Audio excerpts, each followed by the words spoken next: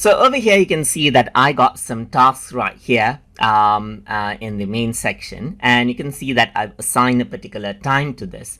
But let's say I want to change this out and move it into inbox. In that case, you can simply click on the task and then choose inbox, update the task. Then what happens is that it goes into inbox right here.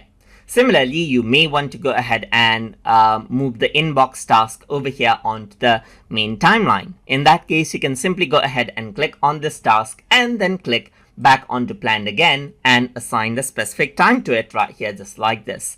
So once you go ahead and then update task, you will now then again be able to see the inbox task into the main timeline. So you can go ahead right here, just like this, go to plan right here, just like this, and choose a different time right here. And then if I were to go ahead and choose next day or previous day or so forth right here, this is how you can actually plan out the task further on as well. So I'm going to choose 8th right here.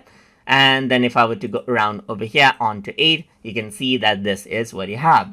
And that is how you can move tasks from inbox to timeline and vice versa in Structured. So I hope you guys learned something as always.